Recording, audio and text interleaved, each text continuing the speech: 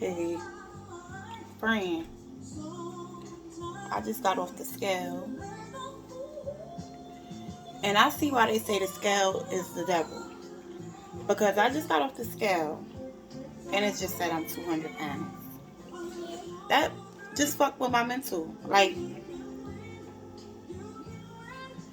to where I had to cut on Anita Baker to just ease my spirit and my soul. Because I really just felt so bad. Like, 200 pounds. Now, this is a scale I got from Five Below.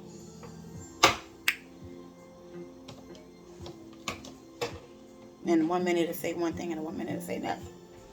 I was figuring I may be off a few pounds,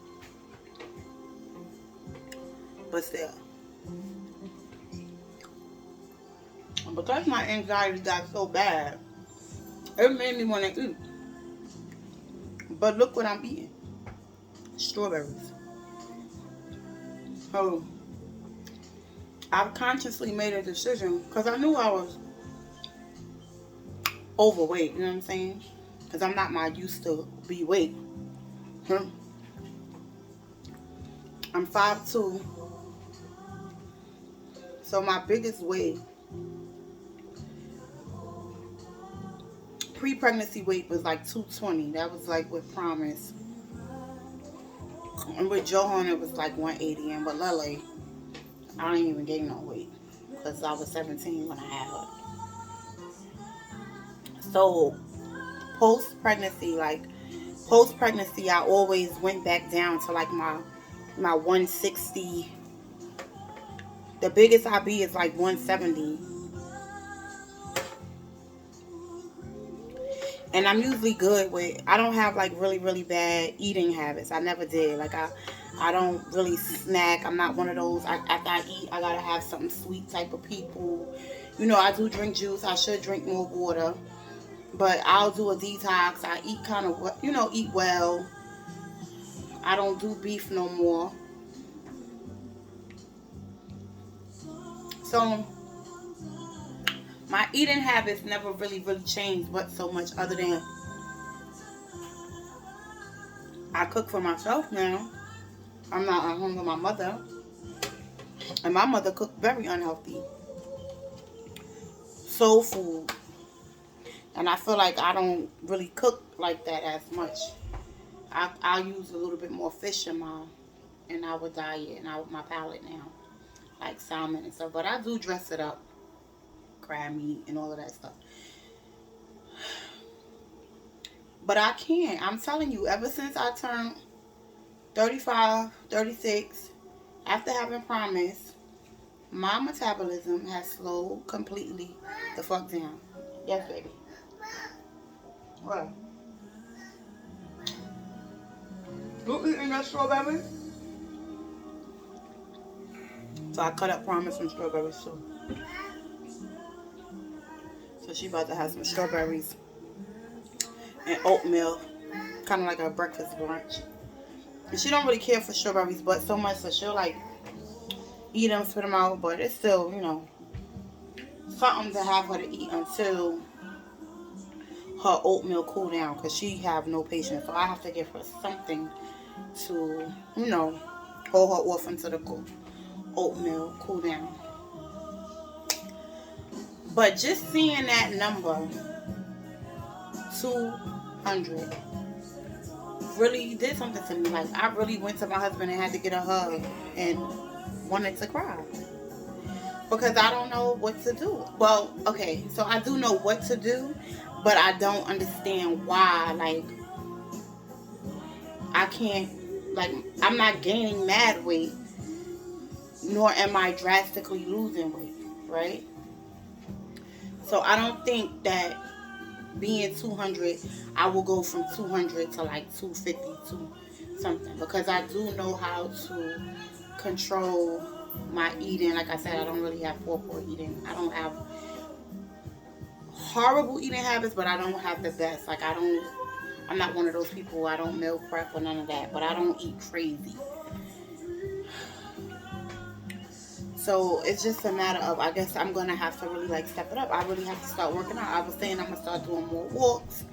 I bought like a wrap to wrap my stomach, because I could take the easy route and go get like a mommy makeover, but I feel like my face will still be fat. And you know, when you get that stuff, you can still see the person. Like, I just feel like it just make people who like me, who I have like a broad top. Like, I never had big titties, so this is a broad. I've always been like slim at the top, kind of broad shoulders, and really full at the bottom. So a lot of my weight is mama got back. But this fupa and this stomach, 3 C-sections, 35.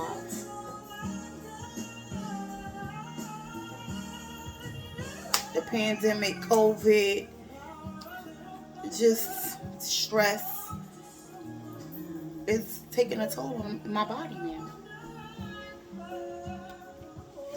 And it just really took a toll on my mental health.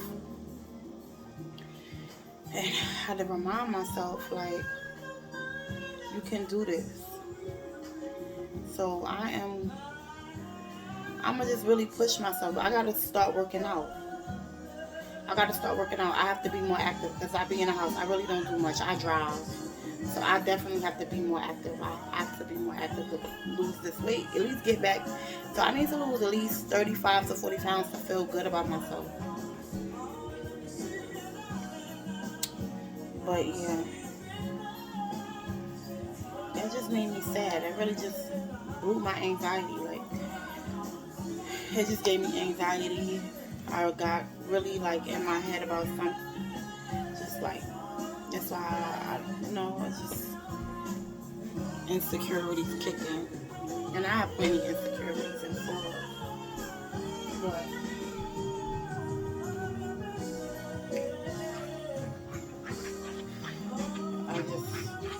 that just hit different. I don't know about how y'all feel about certain stuff, but just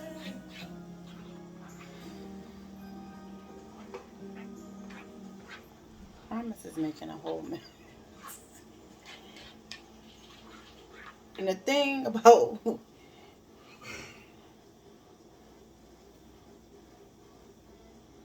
she making a whole mess, but I would put her on camera, but she don't have a shirt on, so I'm not gonna put her on camera because I might upload this video.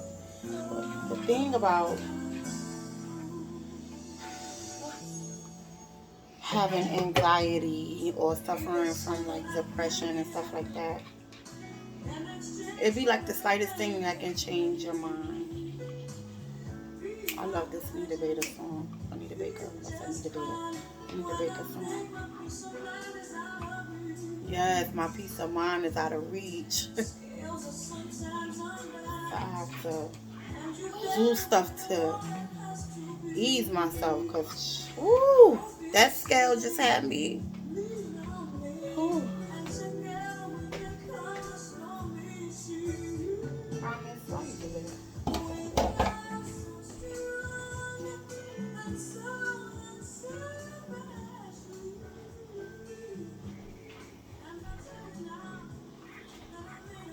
I'm giving you the best that I got, baby. And some days when I used to struggle mentally,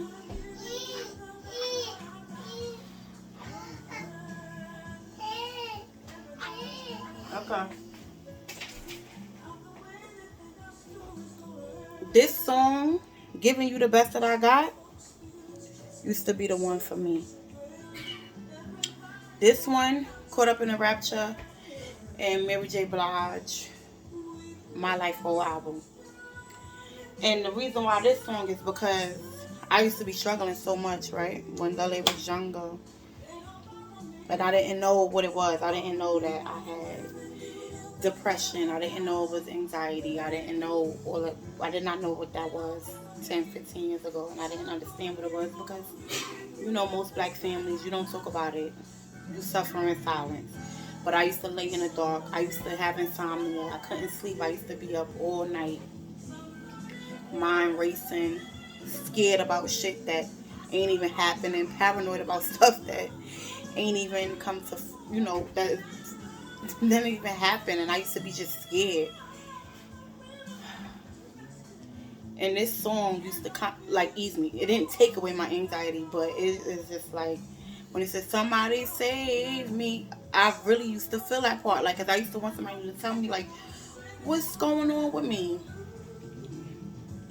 And then the giving you the best that I got part was always for Lele, because sometimes I couldn't be like available. It trips me up sometimes. And like right now I'm suffering too because of just the whole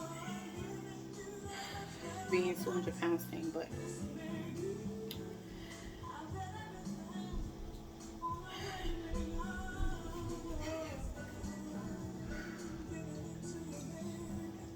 I couldn't give her myself.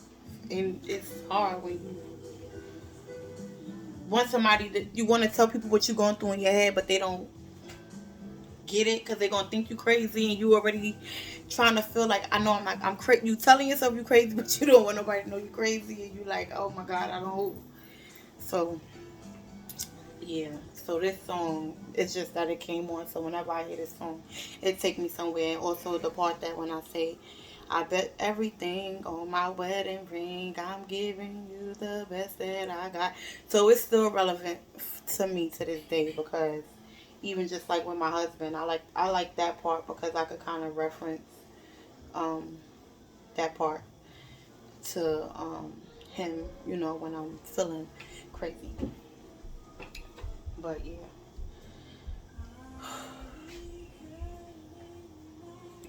So I'm gonna go take a walk to the store and just, ease my mind, because I'm feeling anxious about a lot of things that I have no control over. But yeah, that scale got me fucked up. But don't worry, I'm gonna get myself together, because that's what I do. Regardless, I have a little low moment,